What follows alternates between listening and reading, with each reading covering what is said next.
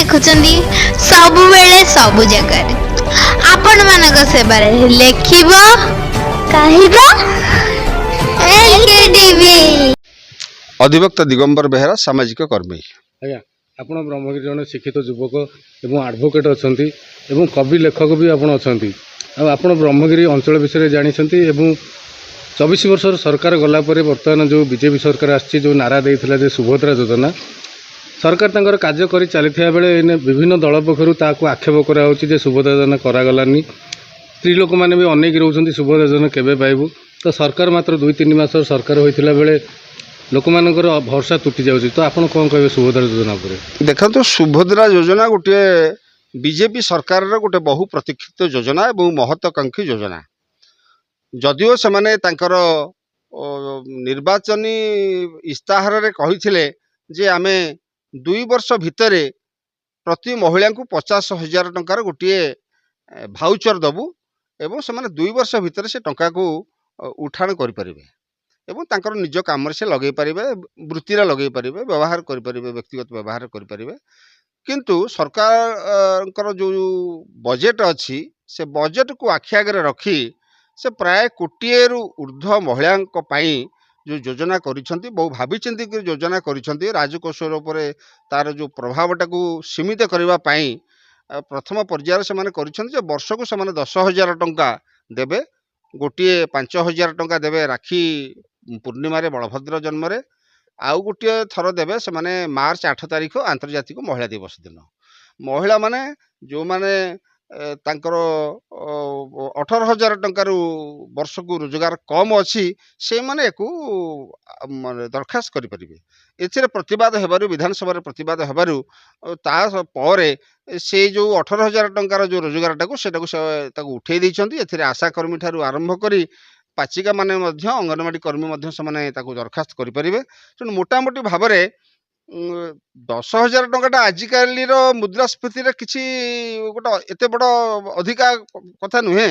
କିନ୍ତୁ ଯଦି ଗୋଟେ ମାଆର, ଗୋଟେ ଭଉଣୀର ସେ ଯଦି ମନୋବୃତ୍ତି ତାର ରହିବ, ସେ 5,000 ଟଙ୍କା ଗୋଟିଏ କିସ୍ତିରେ ପାଇ ସେ ତ ଅନ୍ତତଃ ଘରେ ମୁଢ଼ି ଭାଜି 100-200 ପକେଟ୍ କରିକିରି ତାକୁ ବିକ୍ରି କରିପାରିବ, ଚୁଡ଼ା ଭଜା କରିପାରିବ, ଘରେ ଗ୍ରାଇଣ୍ଡର ରଖିକିରି କରିପାରିବ। 5 ଜଣ 10 ଜଣ ମିଶିକିରି ଗୋଟେ ଛୋଟ ଗୋଟେ ମେସିନ୍ ଗୋଟେ କିଣିପାରିବେ। ବିଭିନ୍ନ ଚାଷ କାର୍ଯ୍ୟରେ ସେମାନେ ଲଗେଇ ପାରିବେ, ପାଣି ବୁହା ମଟର କିଣିପାରିବେ, ସେମାନେ ବଡ଼ ବଡ଼ ଗ୍ରାଇଣ୍ଡର କରିପାରିବେ, ମସଲା ୟୁନିଟ୍ଟେ କରିପାରିବେ, ଝାଡ଼ୁ ଠାରୁ ଆରମ୍ଭ କରିକିରି ପାମ୍ପସ୍ ପର୍ଯ୍ୟନ୍ତ ସେମାନେ କରିପାରିବେ। 5,000 10,000 ଟଙ୍କାର ଛୋଟିଆ ମଟର ତରକାରୀ, ବରା ଘୁଗୁନି ତରକାରୀ ମଧ୍ୟ ସେମାନେ କରିକିରି ଗାଁ ଗହଳିରେ ବି ବିକ୍ରି କରିପାରିବେ। ଆପଣ ଯୋଉଟା କହିଲେ ଠିକ୍, ଆଜ୍ଞା, କିନ୍ତୁ ବିଭିନ୍ନ ଦଳ ପକ୍ଷରୁ ଯେଉଁ ଆକ୍ଷେପ କରାଯାଉଛି ସରକାରୀ ଦଳକୁ, ତ ୟା ଉପରେ ଦେଖନ୍ତୁ, ସରକାରୀ ଦଳକୁ ବିରୋଧ କରିବା ବିରୋଧୀ ଦଳର କାମ। ଆମେ ସମସ୍ତଙ୍କୁ ଗୋଟିଏ ଅନୁରୋଧ କରିବା ଯେ ଅନ୍ତତଃ ଗୋଟିଏ ଦିନରେ ରୋମ୍ ତିଆରି ହେଇଯାଇନି, ଗୋଟିଏ ମାଘର ଶୀତ ଯାଇନାହିଁ, କି ଗୋଟିଏ ଫୁଲରେ ଗୋଟିଏ ମାଳ ତିଆରି ହେଇପାରିନି। ସରକାର ଗୋଟିଏ 80 ଦିନର ସରକାର। 80 ଦିନର ସରକାର ଭିତରେ ସେମାନେ ଧୀରେ ଧୀରେ ଗୋଟିଏ ପଦକ୍ଷେପ ଗ୍ରହଣ କରୁଛନ୍ତି। ଜଗନ୍ନାଥ ମନ୍ଦିରର କର୍ପସ୍ ଫଣ୍ଡ 500 ଟଙ୍କାରୁ ଆରମ୍ଭ କରି ଏବେ ଦୁର୍ନୀତି ଭ୍ରଷ୍ଟାଚାରୀମାନଙ୍କ ବିରୁଦ୍ଧରେ କାର୍ଯ୍ୟାନୁଷ୍ଠାନ ଗ୍ରହଣ ପର୍ଯ୍ୟନ୍ତ ଏବଂ ସୁଭଦ୍ରା ଯୋଜନାରେ ମାଆମାନଙ୍କୁ ସମ୍ପୃକ୍ତି କରିବା ପାଇଁ ସେମାନେ ଯେଉଁ ପ୍ରୟାସ ଜାରି ରଖିଛନ୍ତି, ଆମକୁ ଧୈର୍ଯ୍ୟର ସହିତ ଅପେକ୍ଷା କରିବାକୁ ପଡ଼ିବ ଏବଂ ଧୀରେ ଏ କାର୍ଯ୍ୟକ୍ରମ ନିଶ୍ଚିତ ଭାବରେ ମା ଭଉଣୀମାନଙ୍କୁ, ଆମ ସମସ୍ତଙ୍କୁ ଗୋଟେ ଏଇଟା ଆହ୍ୱାନ ରହିବ। ଯେହେତୁ ଏ ଅଫଲାଇନ୍ ଏବଂ ଅନଲାଇନ୍ରେ ଏ ଦରଖାସ୍ତ କରାଯାଉଛି ଏବଂ କେବଳ ଗୋଟିଏ ଆଧାର କାର୍ଡ଼ ଏବଂ ବ୍ୟାଙ୍କ ଆକାଉଣ୍ଟରେ ଡିପୋଜିଟ୍ କରି ସେମାନେ ତାର ଜେରକ୍ସ କପି ଡିପୋଜିଟ୍ କରି ସେମାନେ ମୋ ସେବା କେନ୍ଦ୍ରରେ ସେମାନେ ଏଇ କଥା କରିପାରିବେ ଏବଂ ଅଙ୍ଗନବାଡ଼ି କେନ୍ଦ୍ରରେ ମଧ୍ୟ ଦରଖାସ୍ତ କରିପାରିବେ। ଏବଂ ଆସନ୍ତା ସେପ୍ଟେମ୍ବର ମାସ 17 ତାରିଖ ଦିନ ପ୍ରଧାନମନ୍ତ୍ରୀ ନରେନ୍ଦ୍ର ମୋଦିଙ୍କ ଜନ୍ମଦିନରେ ଏହି କାର୍ଯ୍ୟକ୍ରମର ପ୍ରଥମ ଶୁଭ ଆରମ୍ଭ ହେବ ପ୍ରଧାନମନ୍ତ୍ରୀଙ୍କ କରକମଳରେ। ଏ ସବୁଠୁ ଗୋଟେ ବହୁତ ଭଲ ପଦକ୍ଷେପ।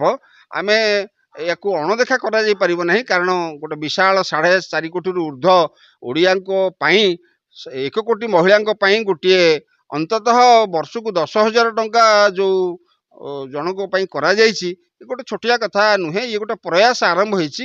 ଆମେ ଏଇ ଯଦି ସଫଳ ହୁଏ ହୁଏତ ସରକାର ଏହାକୁ ଆହୁରି ପରବର୍ତ୍ତୀ ପର୍ଯ୍ୟାୟରେ ଏକୁ ବୃଦ୍ଧି କରିପାରିବେ ଏବଂ ଦଳମତ ନିର୍ବିଶେଷରେ ଆମକୁ ସମସ୍ତଙ୍କୁ ଟିକିଏ ଯେତେବେଳେ ବିକାଶମୂଳକ କାର୍ଯ୍ୟକ୍ରମ ହେଉଛି, ନୂଆ ଯୋଜନା କାର୍ଯ୍ୟକ୍ରମ ହେଉଛି, ଧୈର୍ଯ୍ୟର ସହିତ ଅପେକ୍ଷା କରି ଆମକୁ ଗଠନମୂଳକ ସାହାଯ୍ୟ ସହଯୋଗ କରିବାକୁ ପଡ଼ିବ ବୋଲି ମୋର ବ୍ୟକ୍ତିଗତ ମତ।